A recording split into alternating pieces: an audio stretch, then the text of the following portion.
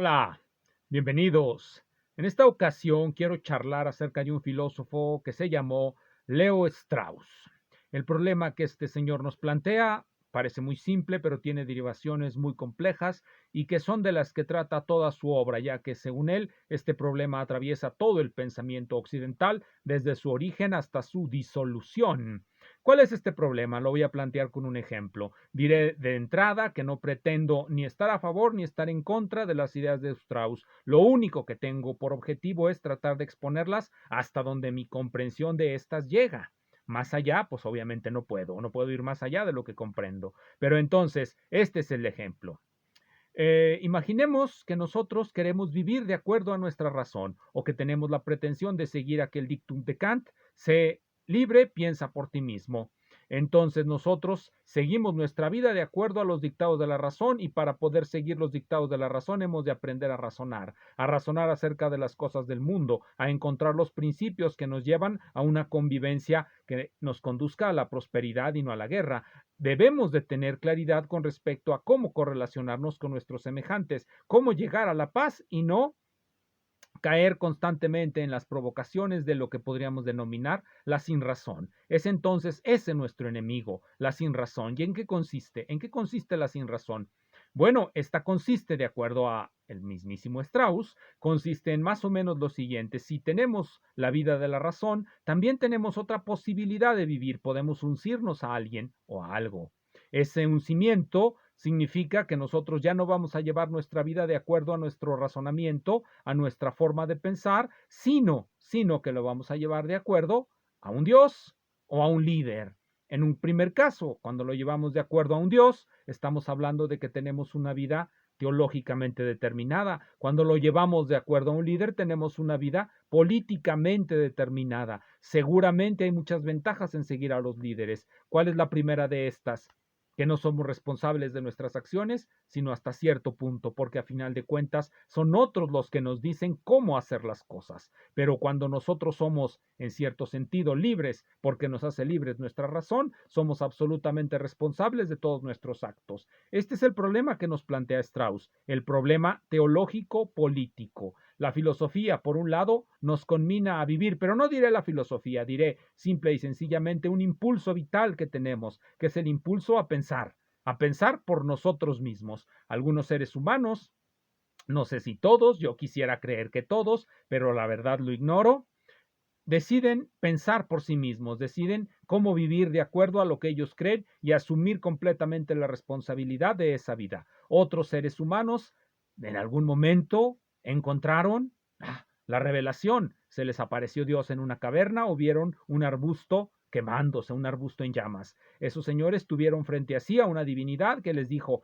esta es la verdad y respecto a esto es como debes comportarte y debes de vivir. Vemos a Moisés bajando del monte Sinaí llevando las tablas de la ley. Ahí la imagen primera y preclara de lo que es una vida teológicamente determinada. Por otro lado, nos ha enseñado el siglo XX que también los líderes nos pueden decir cómo vivir. Date de alta en el partido.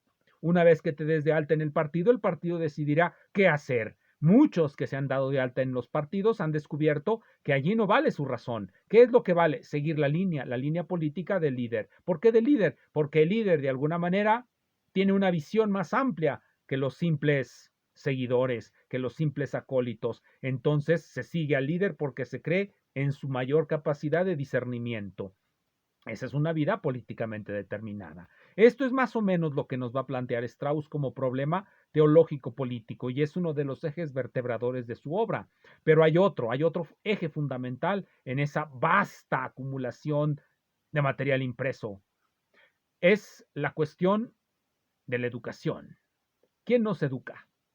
De acuerdo a Strauss, son solamente unos pocos seres humanos los que nos pueden educar, aquellos que han accedido precisamente a la razón, así como hay unos pocos profetas que de alguna manera encontraron a Dios y que son ellos los que guían a todos los demás, así también desde el punto de vista de la razón, es decir, digámoslo nuevamente, de la filosofía que pretende vivir de acuerdo a los dictados de la razón, solamente hay unos pocos grandes maestros, y esos maestros tienen un tipo de enseñanza esotérica y exotérica. Por un lado, van a tener una forma de discurso para las masas, para todos, pero también van a tener una enseñanza esotérica, una enseñanza para unos pocos iniciados, con claves, claves que solamente los iniciados que tengan la llave podrán entrar en ellas. Bien, todo esto lo podemos encontrar y es aquí donde voy a comenzar a recomendar los libros tras esta exposición, seguramente muy mala, seguramente con muchos huecos, pero que de todos modos puede servir para interesar a quien quiera leer a Leo Strauss. Aquí tenemos al mismísimo Leo Strauss, Liberalismo antiguo y moderno, por Leo Strauss. Esta es una compilación de sus escritos y viene precisamente aquí, aquí la pongo de nuevo, Liberalismo Ancient and Modern de Leo Strauss.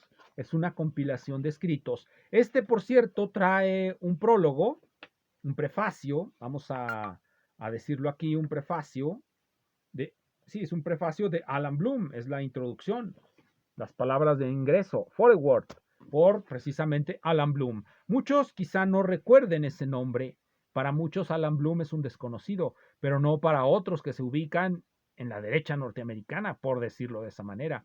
Alan Bloom escribió un libro muy vendido, no sé si famoso en México o en la América hispánica, no sé si conocido en las facultades de filosofía, pero Alan Bloom fue discípulo de Leo Strauss, al que podemos considerar uno de esos grandes sabios de los que hablaba Strauss, que tenía a la vez un conocimiento esotérico y exotérico. Alan Bloom escribió ese libro que se llama The Closing of the American Mind, la cerrazón de la mente americana, donde nos habla precisamente de la decadencia de esa sociedad. Pero no es este el momento de hablar de Alan Bloom, solamente lo menciono porque aquí viene como el que escribe las palabras de inicio.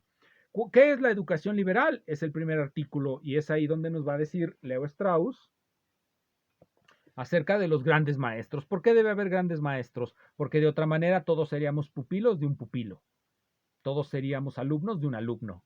Y para que se acabe ese regreso al infinito, pues debe de haber alguien que no sea a su vez alumno de nadie más.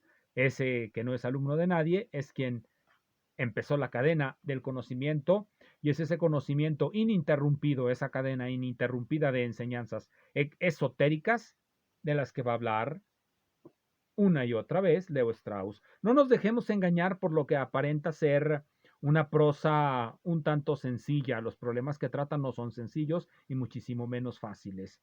Empieza, por ejemplo, que es la educación liberal, de la siguiente manera. La educación liberal es una educación en la cultura o hacia la cultura. El producto final de una educación liberal es un ser humano aculturado. Cultura significa primariamente agricultura, el cultivo del suelo y sus productos, tener cuidados de estos y del suelo, mejorar el suelo de acuerdo con su naturaleza. Eso es como empieza, pero bailando las ideas y termina en situaciones y problemas muy complicados. Trae uno de los artículos fundamentales de la obra de Leo Strauss, del cual aquí hice una pequeña, más que pequeña, del cual hice algunos subrayados. Este es uno de los artículos fundamentales, recomendable para todos, no solamente para los científicos, para todo mundo. El liberalismo de la filosofía política clásica. El liberalismo de la filosofía política clásica. Este es uno de los artículos centrales junto con otro que voy a mencionar en unos instantes. Pero bien, el liberalismo de la filosofía política clásica, decía aquí, eh, que trae, bueno, que lo subrayé, trae varios subrayados míos, pensaba leer algunas citas, pero eso me va a quitar tiempo. Mejor vamos al siguiente libro, que es que trae una fotografía de Leo Strauss, El renacimiento de la filosofía política clásica. Trae otro de los textos fundamentales de Strauss y que es necesario que todo mundo, en mi opinión, debe leer. Se titula, aquí está, Sobre la filosofía política clásica. Sobre la filosofía política clásica. Lamentablemente, en las compilaciones de artículos de Strauss solamente meten sus editores americanos uno de los artículos fundamentales de Strauss. ¿Cómo los podemos reconocer? Todos los que tengan en su título Filosofía Política Clásica son artículos centrales donde Strauss nos va a hablar de este concepto. Él trata de llevar adelante esta idea de la filosofía política clásica. Y ahí en estos es donde están. También trae uno que se titula Una introducción al existencialismo heideggeriano. Muy recomendable para todos los lectores de ese señor, de Heidegger. Aquí lo vamos a poner.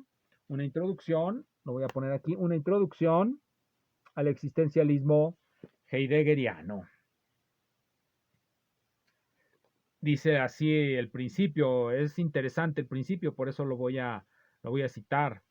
El existencialismo le ha recordado a mucha gente que el pensamiento es incompleto y deficiente si el pensamiento del ser, el pensamiento individual, se olvida de sí mismo y de lo que es. Es la vieja, es el viejo aviso de Sócrates. Es la vieja preventiva de Sócrates. No te olvides de ti mismo. Aquí está. De eso, dice Strauss, es de lo que nos viene a recordar nuevamente el existencialismo heideggeriano. Es el segundo libro, son estos dos compilaciones, Strauss dos compilaciones de artículos, donde mencioné algunos que considero fundamentales, pero ahora quiero recomendar obras, bueno, antes de pasar a las obras más largas de Strauss, una última recomendación, Leo Strauss, los escritos juveniles, los escritos primerizos de 1921 a 1932. 11 años de escritos, Leo Strauss, editado por Michael Sank. Está editado por la Universidad de California, no, por la State University of New York. Es de 2002, ya está un poco viejo. Yo creo que lo compré precisamente más o menos por 2002 o 2003. Tenía mucho interés en Leo Strauss y cuando vi este libro, inmediatamente lo compré. Trae sus artículos primerizos y trae un resumen de su tesis acerca del problema de la sustancia en Jacobi, el problema del conocimiento en la doctrina filosófica de Friedrich Heinrich Jacobi, uno de los grandes lectores de Kant. Bien, vamos a dos obras que ya son obras largas de Leo Strauss. Hay en español bastantes traducciones de Leo Strauss. Lamentablemente no tengo casi ninguna, pero sí tengo algunas que alcancé a comprar aquí y allá. Derecho natural e historia. Derecho natural e historia de Leo Strauss. La lectura de Leo Strauss puede, como ya he comentado, puede parecer simple al principio, incluso un tanto anodina. Sin embargo, cuando uno se interna, va descubriendo que Leo Strauss plantea los problemas de una manera bastante original y que está siempre en pleito con alguien. Él sí sigue la directiva de Gustavo Bueno de pensar es pensar contra alguien. Y de hecho, describe muy bien una de las cosas, aquí lo tengo incluso subrayado, describe muy bien la idea de la modernidad, una idea que él denomina la idea de la modernidad, a ver si la encuentro, cuando describe en qué consiste la crisis, creo que me parece que es en este artículo Progreso o Retorno, aquí está, cuando nos habla de la idea de progreso, viene en sí lo voy a citar porque es importante. Si ustedes recuerdan ese libro fundamental que es Los ensayos materialistas, ahí Gustavo Bueno nos dice lo que él entiende por metafísica y para Gustavo Bueno la metafísica es la creencia en el progreso. De hecho, aquí lo voy a reiterar con las palabras de Strauss que nos recuerdan a eso. Puedo equivocarme, por supuesto, los buenistas pueden llegar a tundirme si quieren. Repito, la idea de progreso consiste de los siguientes elementos. El desarrollo del pensamiento humano como un todo es un desarrollo progresivo. Ciertamente, la emergencia del pensamiento moderno a partir del siglo XVII marca un progreso más allá de todo pensamiento previo. Hay un paralelismo fundamental y necesario entre el progreso intelectual y el progreso social. No hay límites asignables al progreso intelectual y al progreso social. el progreso infinito intelectual es realmente posible, sin fin, y que en cada estadio el ser humano sea mejor, vivamos mejor. Bueno, volvamos a Natural Right and History. Ya sabemos que Strauss está también contra esa forma de pensamiento metafísico y les recomendaré otro librito de Strauss, Pensamiento sobre Maquiavelo. Por aquí tenía los escritos de Maquiavelo, pero no los hallo en este instante. Pensamiento sobre Maquiavelo de Leo Strauss. Ahí está, esta es una foto del florentino Maquiavelo. Este libro es previo a Natural Right and History. Aquí están los dos. Este es primero, este es después. Después me parece que sigue uno sobre Spinoza y concluye con uno acerca de Hobbes. Ese sí lo he visto en español. Vamos ahora a un poco de literatura secundaria, fuentes secundarias, después de haber visto algunas fuentes primarias. Vamos a las fuentes secundarias sobre Leo Strauss. Quizá uno de los libros más interesantes es este. Voy a presentar unos que me parecen interesantes, aunque tal vez no tenga tiempo de comentar mucho sobre ellos. Leo Strauss y la derecha americana de Shadia Drury. Leo Strauss y la derecha americana de Shadia Drury. Este libro aparece en 1999 y realmente marcó un hito en los estudios sobre Strauss, aunque ahorita no lo voy a exponer.